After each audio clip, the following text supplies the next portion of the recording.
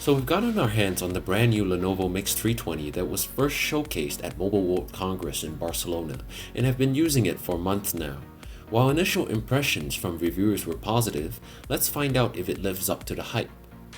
As we open up the box, we find the Miix 320 front and center, followed by the proprietary charger, paperwork, and that's about it. The first thing to note is that the laptop is incredibly difficult to open on the first try, and the build quality of the plastic tablet half feels adequate, but the metal keyboard base and hinge does not feel as robust as competing models like the HP X2 Detachable or the Asus T100HA, both of which cost more than a Lenovo. The plastic and metal halves share a similar surface texture, which is pleasing unlike my old Asus T100TA. But the 320's metal base feels like it might bend under its own weight, so I recommend lifting it with two hands when moving it around in laptop mode. Another gripe I have is with the keyboard. While the size and tactile response of the keys are acceptable and better than HP and Asus's offerings, some of the button placements are horrible.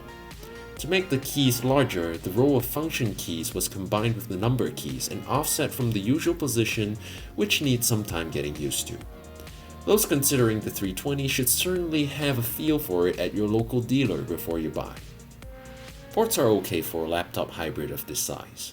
On the keyboard dock, you get two USB 3 Type A ports, one on each side.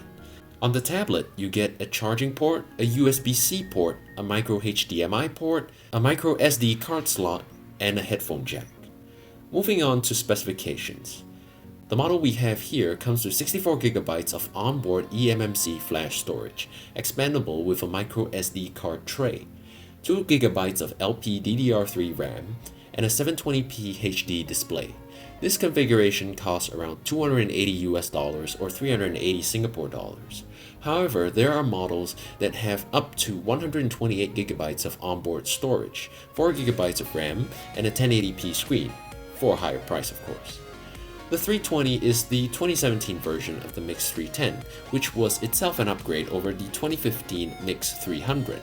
However, unlike the jump from the 300 to the 310, the 320 features the same Intel Atom X5 Z8350 CPU as found on the Miix 310 from last year.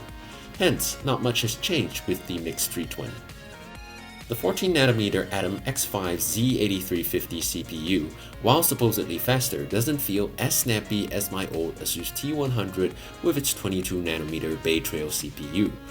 There is occasional but noticeable lag in day-to-day use, which I experience less often on the Asus T100. While it won't hang or crash the 320, the occasional lag just makes using the device frustrating compared to an Android tablet or iPad. My guess is that the 2GB of RAM is just not enough. The 33Wh battery delivers average battery life. One area where Lenovo has reportedly improved on is the screen and touchpad, which I can't really test with. What I can say is that the screen gets pretty bright and the touchpad is large and accurate compared to its competitors. Note that the screen does not come with an ambient light sensor, so you have to change the brightness manually in Windows.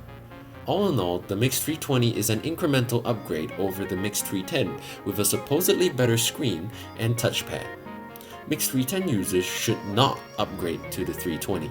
However, those using a Bay Trail or older CPU like the Asus T100 or Miix 300 can consider this upgrade. As with all gadgets, I strongly recommend trying it for yourself to see if you can accept the shortcomings, where Lenovo cut some corners.